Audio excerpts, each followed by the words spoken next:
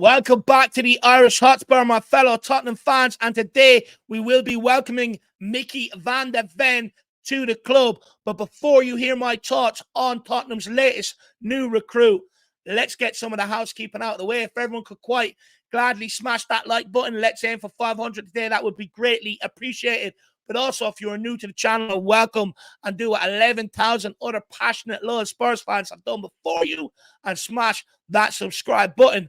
Now, the club have officially announced the signing of Micky van de Ven from Wolfsburg for a fee of 40 million euros plus 5 million in add-ons. And Micky van de Ven has signed a 5-year deal that will keep him contracted at the club until 2028. Now, it's been no secret, it's actually been common knowledge that throughout this window that Spurs must strengthen that back line at some point. Better late than never, I suppose, because we could see the 63 goals last year, and our defence was the 6th worst in the Premier League last season, and it was the very first and most obvious position that needed to be strengthened with Ange Postecoglou coming in here. Even regardless of Ange Postecoglou, whatever manager was coming in next, it needed to be strengthened. But also, under Ange Postecoglou, it became prevalent again in pre-season. Of course, 5 shots on target, conceding 4. So the same problems were rearing its head again. Defense was our biggest problem area last year, and it requires our biggest outlay this year to be able to rectify it. And I'm glad to see we're somewhat springing into action. Now, since 2017, we've only signed 2 permanent centre-backs at this club in Joe Rodon and Christian Romero. And the lack of investment in this area of the pitch, which is absolutely crucial, by the way, it's the base your whole system is built upon. It's basically held this club back for years. And it's led to us embarrassingly sacking managers who were famously known for their watertight defence being difficult to break down, like Jose Mourinho, like Antonio Conte, regardless of your thoughts of their tenureship at Tottenham Hotspur. So I'm glad by doing this piece of business, we're actually giving Ange Postecoglou somewhat a chance to succeed. Now, I won't lie to you guys, I am annoyed and frustrated at how long it's took for us to be able to get this deal done, because as usual, we're messing about with add-ons, clauses, and just basically, messing about. And what this does is it just protracts the contract the negotiations, and that's why our deals take so long to get done. This is why this one has took over a month to get done. On this occasion, because it was a position that is crucial to your team, right? It's the spine of your team. It's the base of your team. We should have basically just walked straight up to Wolfsburg or ring them, email them, telegram them. I don't care. There's so many platforms out there. Just get in contact with Wolfsburg and basically say, what's your asking price? Okay, 45 million, 50 million, no problem. There's the cash. Let's get Micky van de Ven in so that we can get him in before preseason. Be proactive about the situation. Get him in before preseason. Let him sort of, get to know Romero. Also, get to know that back line, who's going to be doing the calls, who's going to be the leader, who they're listening to keep that back 4 in line. But also let them, get comfortable with Vicario with his distribution, but also what crosses Vicario comes out and claims, and also what crosses defenders need to go and put their head to. So and also, if any sort of kinks arise or any problems arise, we could iron them kinks out. But now, because we've left it so close to the season, we're now going to have to use some of them Premier League games to be able to sort of, iron out any problems that will arise with this partnership.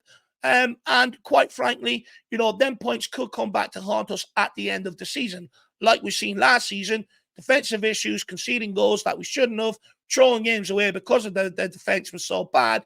It came back and cost us at the end of the season with no European football. So, look, that's what proactive clubs do, though, isn't it? They get that deal done nice and early, so it gives the manager time to work on them. So we have sort of hindered Ange in that regard, but hopefully Ange can get it going very, very quickly, and Van de Ven can come in and hit the ground running. But despite my frustrations over sort of how long it took us to get the Van de Ven deal done and over the line and get him in here, I'm very, very excited and also relieved that we have finally got a centre-back in at this great football club. Now, Bringing in Van der Ven will hopefully stop our defence being that soft touch and the laughing stock that it's been. And hopefully Van der Ven and Romero can strike up a partnership and form that watertight defence like Toby and Jan sort of did. And hopefully in a season or two be good enough to emulate what Toby and Jan were able to do, which was able to propel us into league title races, Champions League run, and domestic cup runs every single season when we had Toby and Jan. And hopefully now these two can strike up that partnership and get us back to it. Because if we want to have any sort of league run, we want to get anywhere near a domestic cup, and if we do get back into Europe, we want to have a run, you have to have a backline that's able to keep clean sheets. So hopefully these guys can strike up that partnership. And basically everything I described there, it all came to a halt as soon as Toby and Jan left and others came in, because simply the unpredictability of our backline. When you look at it, when Toby and Jan were centre backs, we were conceding about 30, 40 goals a season on average. Now we're conceding 60, nearly bordering on 70. It's almost double. So in order to be able to get back to that level, we need to be able to cut the goals we're conceding by half. So hopefully this is a step in the right direction. Now, what sort of player are we getting with Van der Ven? First of all, he's a perfect signer for Andrew's system and style of play. Let's start with the most obvious, which is his pace. Operating with a high backline, a lightning quick centre-back is a very good asset to have. It will help get us out of trouble on occasions if that backline is breached.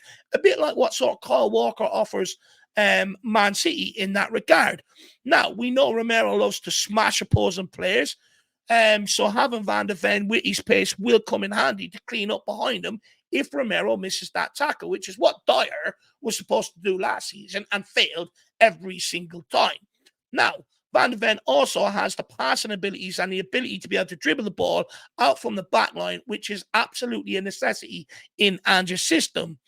Van der Ven, okay, he may not have as an expansive passing range as someone like Christian Romero. We know Christian Romero, he has the ability to be able to play our forwards in behind from that defensive position. He can ping 40, 50-yard balls, a bit like similar to what Toby Alderweireld used to do for us. Whereas Van der Ven, for me, is very similar to sort of Jan Vertonghen and what Vertonghen used to offer us on the ball, which is he didn't quite have the passing range of a Toby Alderweireld, but what he was very good at is when he picked up the ball, he always was looking to punt it into the midfielders, punt it out to the wingers, but basically get it going forward. And if the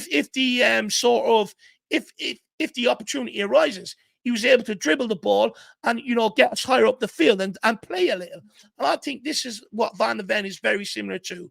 When you look at all of his passing stats, they're sort of all mid-range. There's not really a lot of expansive long-range passes in there. And I like Van der Ven very, very similar to Jan Vertonghen in that regard. So if they can both strike up, so basically when you look at it on the ball, Romero and Van der Ven, they have similar qualities to a Toby Alderweireld and a Vertonghen in possession. Now, defensively, Van der Ven is a big, strong, strapping lad, 6'3" tall.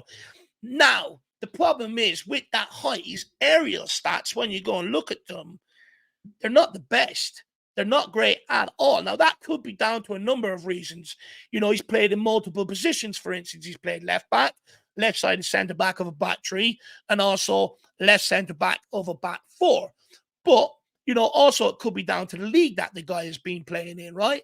With Germany from top to bottom, they more or less adopt the same system, keep the ball on the ground and play. Whereas in the Premier League, it's a little bit different. He's going to be asked more of them because you do have teams lower down the league that see long ball as a great equaliser and an easier way to be able to get up into the final third if they feel they don't have the players to be able to play through the opposition. So there will be different sort of questions asked of him. Now, I'm not sitting here saying Van der Ven is completely useless in the air, because he's not. I have seen him in a couple of games and he can header the ball. But what I would say is what the stats maybe suggest, that maybe he isn't the most willing to be the first one to go and meet that ball when it comes into the box. But, and this is where I get a bit concerned, because Romero's biggest weakness is his aerial ability. And we needed a centre-back, which maybe Tapsoba would have done, which sort of counteracts that weakness, right? On this occasion, I'm not sure Van der Ven does. He definitely has the ability to be able to go and do it. Maybe, because he's going to be asked a lot more of it, maybe he will find that inside him to be able to go and be that man, to be the one that wants to win it in the air. And he's going to have to be, because it's Romero's biggest weakness. But aerially is somewhere that Tottenham, other teams have absolutely exploited when it comes to Tottenham Hotspur time and time again. It's been a massive issue since Jose Mourinho. As soon as corners, free kicks, crosses, long throw-ins come into our box, the opposition's players are the very first players to meet that ball. They're always the first ones to get the header off. And, it's absolutely shocking, and it cannot continue. It's a weakness of ours that has been exploited for some time, and it has to come to a stop. So between Romero and Van de Ven, they have to, strike up that partnership and be aerial dominant as well as they are good on the ball. Now, one thing that has been praised about Van de Ven, though, is his timing and precision of the tackling. He prefers to stay on his feet and wait for the right moment to tackle, which is what I guess people sort of point out in Romero's game. And it's very similar to what Jan Vertonghen used to do as well. He'd jockey the player, hold him up, waiting for him to take a heavy touch, wait for him to do a step over, something like that, put his foot in and dislodge him. Van de Ven is very, very similar in that regard. And look, for me, I think having one centre-back who is proactive about defending and winning the ball back and is willing to smash the opposition, basically just to let them know you're not going to have an easy day today. If you're going to get any joy, it's going to come with a lot of pain. And also, a defender is a bit more calm, measured, but equally as strong and aggressive. That can only bode well for me as a partnership. And I really, really do hope that Romero and Van de Ven can strike up this partnership. Now, from what I've seen of Van de Ven, like I keep saying, he reminds me a hell of a lot of Jan Vertonghen, the way he plays, the way Jan Vertonghen moves, the way he defends. Very, very similar to what I'm seeing with Van de Ven at Wolfsburg. Now, Van de Ven also possesses the ability to play left back, very similar to Jan Vertonghen, actually. Remember that famous game against Dortmund where Jan Vertonghen was brilliant down that left-hand side. But with us having the likes of Reguilon and Doji, Ben Davies still here, I think Van de Ven will definitely play at centre-back for Tottenham. Now, one thing I would want to say to every Spurs fan out there, if you've made it this far in the video, that Van de Ven is by no means the finished article. He is going to make mistakes early on in his Tottenham career, some that may even cost us some games. And it will take time for the partnership with Romero to form and develop. But I do urge everyone to show Van de Ven some patience and give him time, to settle in. Because let's face it, not every signing hits the ground running. We've seen that last season. Some of them take a while to get going. I think in a season or two, I think we'll actually reflect on this as a brilliant piece of business by Tottenham Hotspur, because Van de Ven has all the abilities to be able to play in the Premier League. And if his development and rapid rise continues, his value will only skyrocket as well, because it was only 2 years ago Wolfsburg signed Van de Ven from Dutch side Volendam for 3 million. We're now signing him for 50 million, and he's had a rapid rise. And if that continues, he could very, very, very quickly become one of the hottest prospects in world football. Also, one thing I'd like to point out about Van de Ven is that I haven't really seen it mentioned anywhere, that this guy actually has leadership in him. He has the leadership qualities, and maybe he could be the guy that we need across that back line to keep that line, because we know with the offside, you have to have that line absolutely perfect. Someone has to be making them calls. So hopefully it is this guy, but also someone who would keep people organized, because he was actually captain of the Holland national team at the recent under-21 European Championship. So he's naturally a leader. So that bodes well, and it's something that we need to get more of in the dressing room, is leaders, people that want to take responsibility. And look, I do think with Van de Ven sort of only being 22, I think Tottenham clearly see him as a player who can play a key role for Tottenham in the future over the next couple of years, and hopefully propel us to where us fans want to be. But look, I'm absolutely delighted to get a player of his potential over the line, and the fact that he plays centre-back is an absolute double whammy for me, especially since rumours dried up over the last month about this. I'm just delighted and relieved to get it over the line. But Tottenham has sprung into action all of a sudden after it went very, very quiet. Let me know in the comment section why you believe that is. Could it be because of the Tottenham Hotspur Supporters Trust protest against Man United in the very first game of the season over the ticket prices? I think there's also a couple of other protests organised. I think there's one at the Shakhtar game as well. Or is it because we've sold Harry Kane and we're keeping that quiet until we get the business we need in, and we're spending the Kane money so that we're not extorted in the market after we let him go? So let me know in the comment section below on that. Also, we were promised 2 centre-backs last January this summer. So we've got one in. That means 1 to go. Who do you want it to be? Tosin or Tapsoba? And last but not least, let me know your thoughts on the Van de Ven signing in the comment section below. But most of all, welcome to Tottenham, Micky Van de Ven, a.k.a. Flash, a.k.a. Lightning, because of his pace. And also, hey, Micky, you're so fun, you blow my mind. Hey, Micky. Hey, Micky, everyone get that one chanting. That's it from me. I've been your boy, Irish Hotspur. Have a great day. Come on, you Spurs. In and we trust.